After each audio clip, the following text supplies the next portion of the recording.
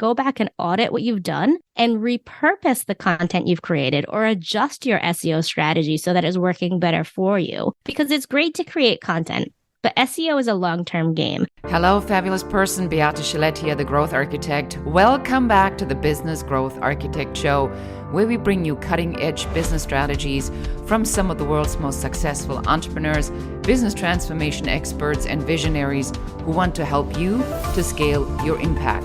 Look for one tangible strategy that you can take back and implement right away. And now back to our guest.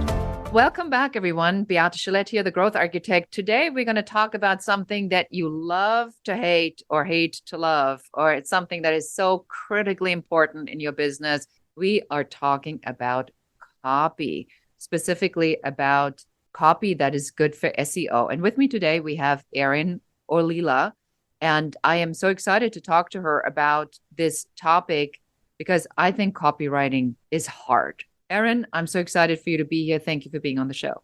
Oh, thank you so much for having me. I think copywriting is hard too, and I've been doing it a long time. So I absolutely love to talk to people who really want to know the strategy behind making it easier, more enjoyable, and done well, obviously strategic, right? So that we're actually getting the type of attraction that we want from our marketing efforts. Yeah, 100%. So would you please tell our audience who you are and what you do, and give us a little bit of background on who you are, please.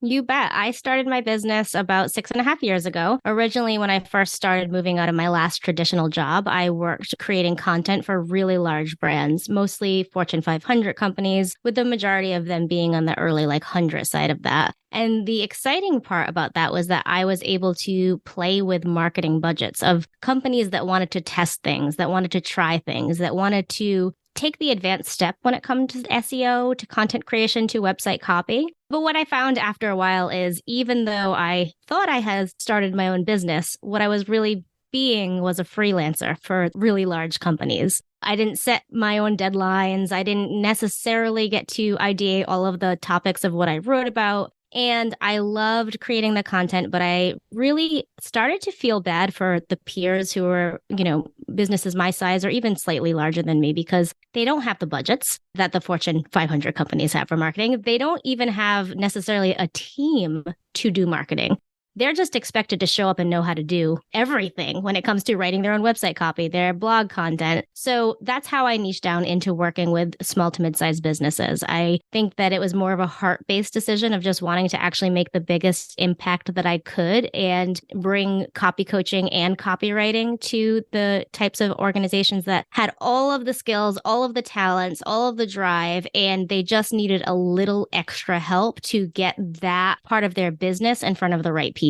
So right now, I mainly focus on SEO copywriting. How can we attract people to your website? And how can we have a website that has the best user experience, as well as the most strategic way to move someone who comes to your website, a lead, let's say, into being a buyer? We don't want just visitors at our website. We want to have a clear plan on how to move them through the pages and the content that we've created. So that way, when they're looking at working with us, they can feel so confident and excited to actually take that leap and be like, sure, the price point here isn't a big deal for me because I trust this person. I know what they're offering, and I feel confident about making this purchasing decision. So I want to dive in with you on something really sort of fundamental, right? So the first thing that somebody sees when they find me, aside from a podcast where they can hear me, is my website or something that I wrote or something that is published somewhere. So they go and they're now at my website. A lot of business owners are getting templates and then they're filling in these kinds of templates. What is the difference, Erin, between SEO copy and the copy most business owners have? Because I think it's really important to understand what is. Yeah, no, that's a two-part question. So the first part is, can copy where you're filling in templates work for your business? The answer to that really is a big question mark, but one that's leaning towards no, because copy should be informing design. When consumers, and in this case, B2B consumers, so these businesses that want to purchase like a design template or even hire a designer, what they initially and automatically think of is what a design looks like. And the best way I try to get everyone's mind frame around this idea of copy leading design is to think of a big brand's website. Let's say Target, for example. Now, imagine the website like literally in your mind, and then take all the words, strip the words away from the entire website. All you're going to see is a lot of white background. You're going to see a circle with another circle inside of it and maybe pictures. But again, the pictures won't even help you because there can't be any words on the brands, like what they're selling, right? So is it an archery business? Like, what is it? The message, the words drive the design, right? So I think that's the easiest way to see it in your own head when you're looking at your own website and saying, like, is this working for me? Does the words that I have here really speak to the client that I want to serve? So that's step one. Step two, to answer your more direct question, is SEO copy necessary? Could regular copywriting work? And the way that I like to have people think about it, especially if you take that suggestion of like looking at Target's website, is how do people get to your website? You're right. If you're on a podcast episode, a lot of the times maybe the link will be in the show notes. Someone might click over to your site. If you go to an in-person networking event, maybe you're handing a business card, or maybe they're just remembering your name and actually searching you out. But that is not the majority of your actual customers. I think if business owners were to do a quick dive on where their customers are coming in the funnel, it's not going to be the people that they already have a one-on-one relationship with. It's going to be people who have searched for a problem. This is organic search as an example. So, how do I hire a wedding photographer? Or, what does a coach do? All these type of things. That's how they're finding people's websites. Even the podcast example, they have to actually make the decision to click over. A lot of people listen to podcasts on the go. They're in their car. They're on a run. They're not clicking a link on their phone while you're talking. They're just remembering to themselves, oh my gosh, I really loved what she had to say. I want to go back and find her. So that's all based on SEO. People find you if you're looking at the copy that you're creating and you're creating it with certain strategic choices, such as using keywords and keyword phrases that the ideal clients are going to be searching to find you. And I know I'm kind of on a rant at this point, but the best way to think about why this helps is because there are many different types of buyers, right? We have our buyers who are ready to buy, they're ready to purchase. We have our buyers who are aware of what we're offering. And those two groups of people, if they're searching for a solution and you provide that solution to them, you're the number one SEO result, or at least on the first page, because these types of buyers, they're aware of what you're offering and they're ready to purchase. So if they come to your website, they will get that trust, get to know you and say, okay, this person has a solution to the need that I have. They're already ready to purchase. It's not like someone who's just searching the internet for a random search term and finds your website. They're not looking for what you're offering. But if you're using the right phrasing on your site and you're taking a strategic approach to top of funnel and bottom of funnel SEO content, you're really getting the most ideal clients in the door at a point when they're both ready and aware of what you have to offer them. So I want to give like a tangible example for this to bring this really alive for our audience. So when you go out and you say to people, do you want to make more money? Do you want more sales? Do you want to attract more customers? Do you want to find more clients? It's all really the same thing. But Erin, is it the same thing? No, I mean, it is all the same thing, but it's not if we look at when we really drive deep into the strategy aspect, right? So you're going to have people who are coming to you that they are aware of your offer or your service, but they are not ready to buy. That's fine. We don't want to kick those people out either, because eventually they will become ready to buy. You have to look at who's coming to you and at what point in their buying journey that they're ready to purchase from you. So yes, surface value, all of the things that you said are the same. But when we look at it at what's going to actually convert, right? Like what's going to take me from just a random lead to an actual client, there is a variance of difference there. Yes, 100%. And that depends on the type of client you attract and agreed. And what their language is that they're using. I find that in the creative space, things around making more sales do not work, but finding more clients somehow seems to resonate with that audience. So you have to be very clear in your copy. I just want to have a a tangible example. So talk to us, please, Erin. How can I use this type of SEO copy as a strategy? What's the strategy behind it? Yeah, so I think the first thing is we have to separate the difference between copy and content. While I could argue this in many different ways, if we're looking at our website specifically, I would say to think of copy as the pages on your website. So the homepage, about, services, contact, all of those type of pages. And content is anything where your words have more room. So blog post, podcast show notes, case studies, anything like that would be the content on your site.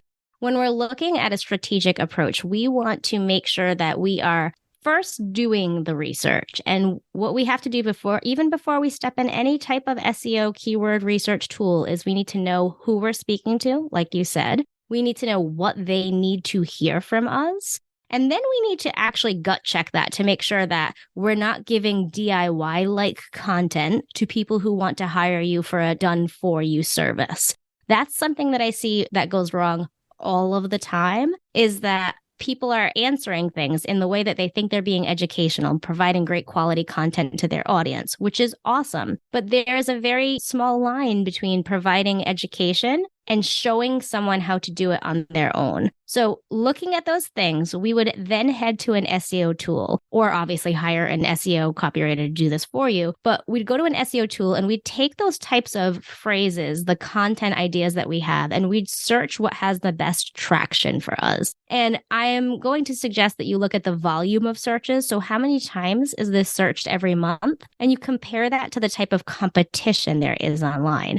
Obviously, you want to get the most searches to the lowest competition. And I think that sometimes business owners don't see the value in taking a lower searched keyword that has less competition. So let's say, for example, maybe this keyword only has about 100 searches a month, whereas a similar keyword might have 5,000. But the 5,000 searched keyword also has 2 million pages that are targeting that keyword on the internet. So really what you're going to do, I know this is a lot, right? I don't want to overwhelm you, but you're going to just look at, is the content that I want to write for my clients to let them get to know me better and get to know how I can help them? Is that content going to be strategically given to them with the right words and phrases? And that's what you create. And if you've already created a ton of content, I say put the pause on the creation here for a second and go back and audit what you've done and repurpose the content you've created, or adjust your SEO strategy so that it's working better for you. Because it's great to create content, but SEO is a long-term game. It's going to take 6 to 9 months to really get ranking on the search results, ranking high enough. So if you can adjust what you've already created, that can all work for you as you create the new content that's going to take a little time to rank. I love that. And we will be right back after this message. Thank you so much for listening to the show. This is Beate, the Growth Architect. I'm so excited that you're here. Thank you so much for your time. Have you ever wondered why your business is not growing as quickly as you would like it to be? Well, you may have a business growth blocker. And if you'd like to find out what that business growth blocker is, go and take our brand new quiz at growthblockerquiz.com. And in only a few minutes, you're not just going to find out what that blocker is, but also what to do about it. Again, go to growthblockerquiz.com. And now back to the show.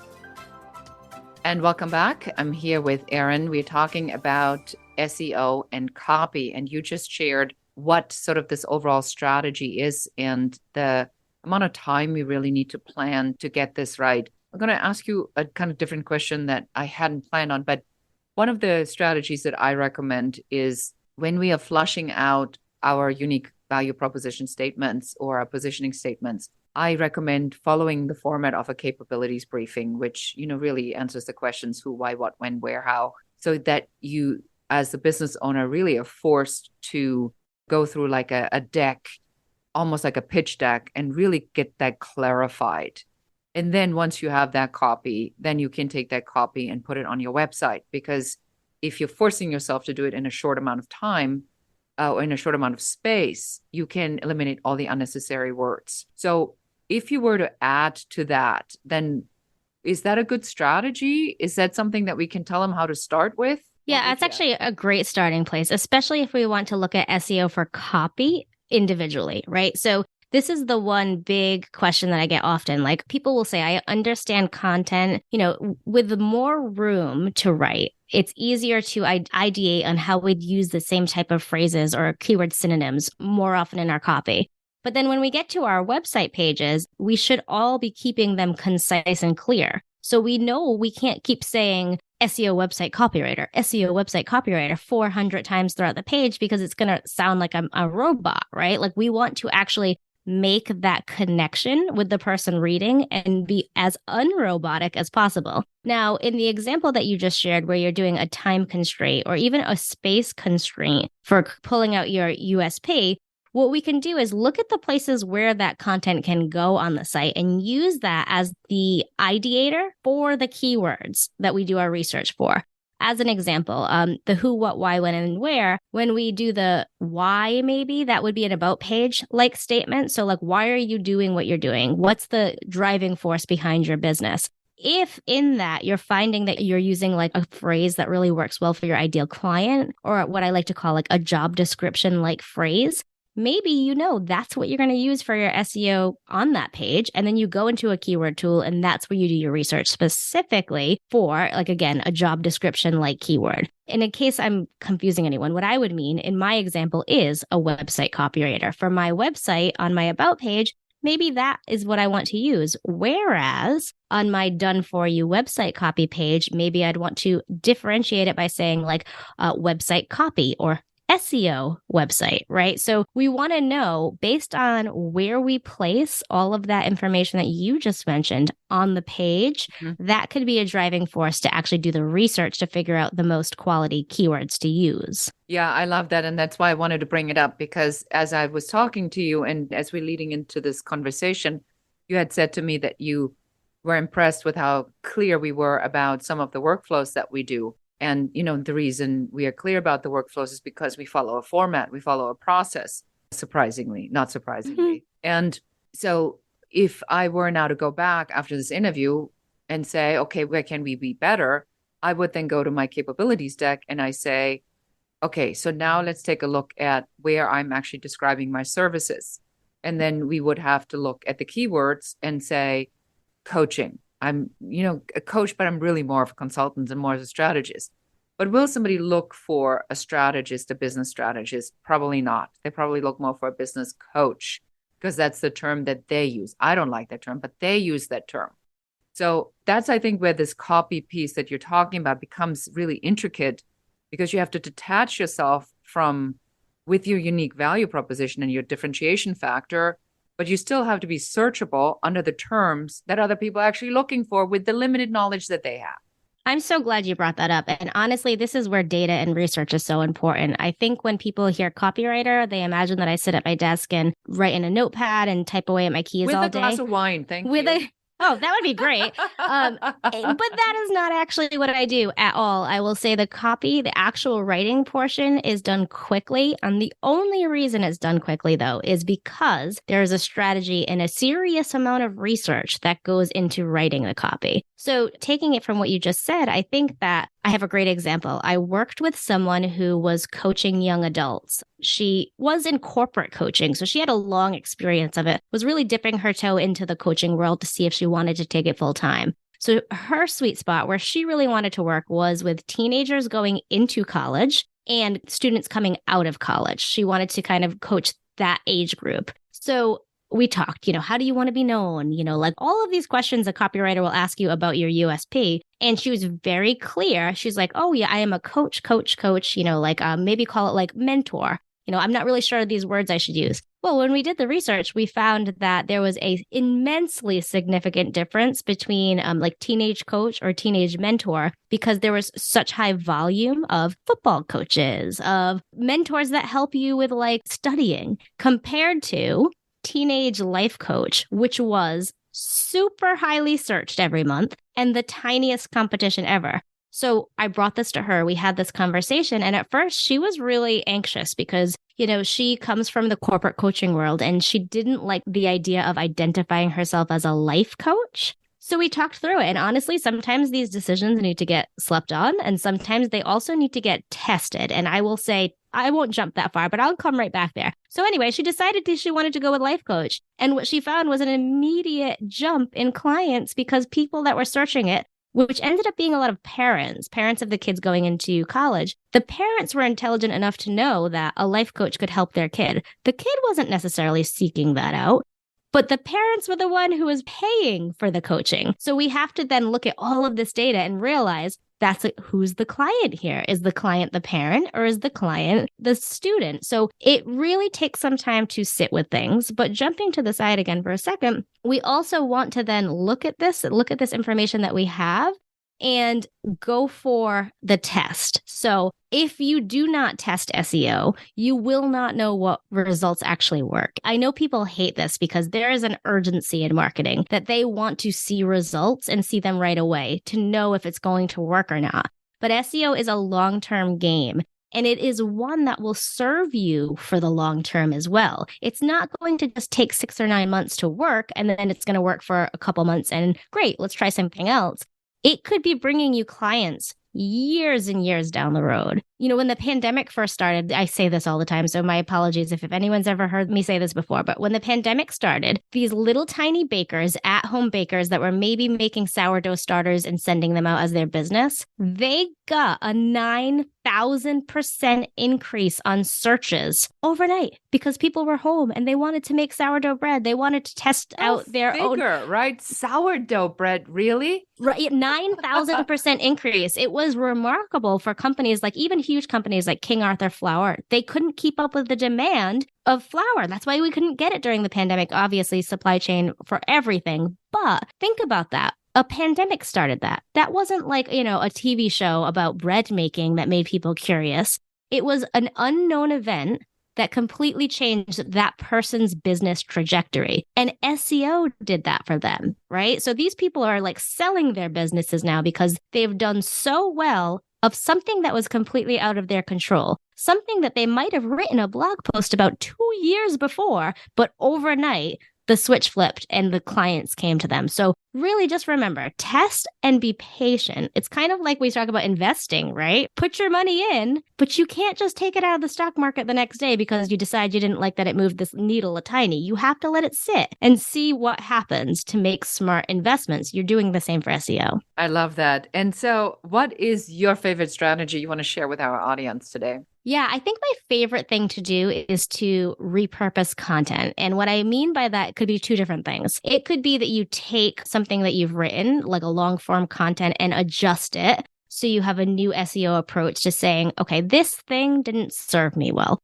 I wrote this article. I've tried to do the keyword and I thought it would really take off and it didn't. So you look at it and you say, okay, let's look at the keyword and then let's look at the content and determine, is something off here? Do we not have a call to action that's solid? Is the intent off? And this is what I see all the time. Someone will use a keyword phrase because they think it's really great, but then they'll title it like in a way to attract a client. But then the client gets to the blog post and it's a letdown because it's not actually what they were looking for. Let's say it's like how to buy a house, for an example. And then you actually come to the website and it's not about how to buy a house. It's what to do when you have a new home. That's the intent being off. So look at the old content that you've written and see if you can make adjustments. And on the flip side, when it comes to repurposing, is look at the off-site content you already created and see if you can build it out. So your social media post, I think a lot of people think of repurposing as take big and make it little, but look at these little things you've created and see if you can make them bigger. Emails that you've written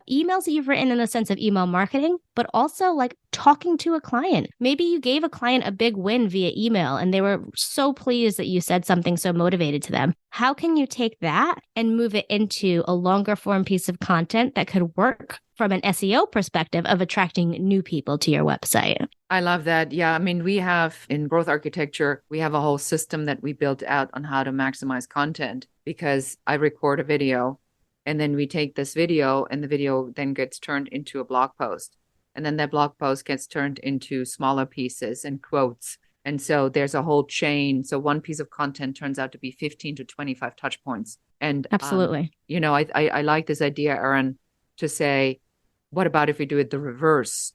So we have an article that I wrote It was a 15-minute video. And when my writer got it, she says, what do you want me to do? It's like 15 minutes long. I mean, that's not a 500 word or 750 word article. That's like 1,500 to 2,000 words. And I said, well, we don't really do that kind of long form content. But then when we did the research, we found that actually SEO is very favorable to very long content with the appropriate, sub headlines in the middle of it. And so we put it out, and lo and behold, it's one of our best performing articles on LinkedIn. Yeah. And one of my most widely shared ones, because it adds, instead of the clickbait, here's a flashy headline, but it's a very thoughtful piece that has now been shared. We just published it. It has been shared like 10 times, which on LinkedIn is good. It is, yeah. Especially with what's going on. So I like your idea of encouraging our audience to really look into this and say, what do I have? Because it's not always more. No. But I think it's deeper. Yeah. And that's where I think people, at the beginning of this conversation said, SEO, you either love it or you hate it. People don't like it because what they hear, someone says, oh, SEO content, and automatically like a bell goes off in their head. And it's like, ding, ding, ding. I have to write 2,000 word articles. I have to link those articles to another article. And it just seems so overwhelming that there's so much work that they have to do, but for businesses that are already in the marketing world, they've created a lot, and again, what I see time and time again is you have a business that is excellent at email marketing, and it's never taken out of that. You have a podcaster who creates incredible podcasts, interviews incredible experts, but they don't actually use the content that they're creating in different forms, such as video, offsite SEO or onsite SEO, doing great show notes, and then even follow-up blog to the topic. That's something that I think is like an easy step forward. And I don't love to use the word easy because I'm talking about overwhelm here. But if you just look at what you have and you give yourself the grace to say, can I make something out of this without starting from scratch, you lose the overwhelm. People do not like a blank page. I have been a copywriter. I've been publishing since right around like the millennial change. So over 20 years at this point. I hate a blank page. I hate opening my Google Doc and there's nothing on there because there's so much pressure to have to write the perfect thing, right? And I'm a copywriter, guys. I have my own literary journal. I've been published and I've written books and I hate it. So what about you if you're not a writer? I can't imagine the amount of stress that must go into the pressure that people put on themselves to just look at a blinking cursor and not have any clue what to say. the blinking cursor. I mean, yeah. Double pun, right? It is a curse by the cursor. That's just blinking and not doing anything. I love this. Tell us, Erin, how can we find out more about you and where to find you and how can we work with you?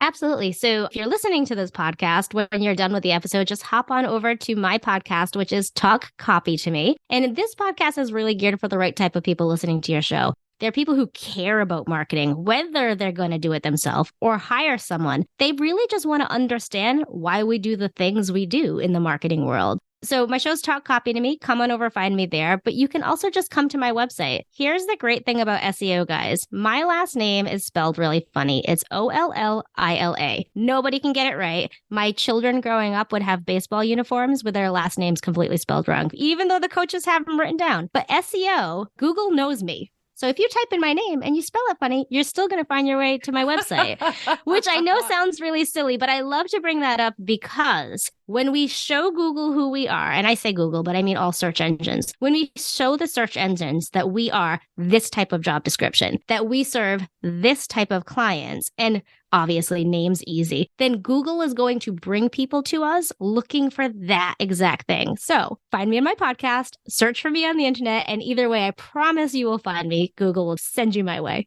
I love that. Just toss in 3 L's randomly and you'll find her. That's what I'm hearing. You got it right.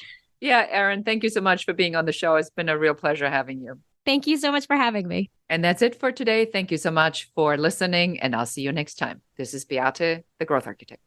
And that's it for us today. Thank you for listening and watching the Business Growth Architect Show. I enjoyed having you here. And for accountability, just take one of the strategies that you have heard, one thing that you can implement in your business immediately. Please leave comments. Don't forget to like and share this show. And if you have any questions about business, please put them in the comments. We are here for you. We're here to support you. and help you to grow, build, and scale your own business. For more advice, please check out our website in the show notes below. Thank you again. This is Beate Gillette, the Growth Architect, and goodbye.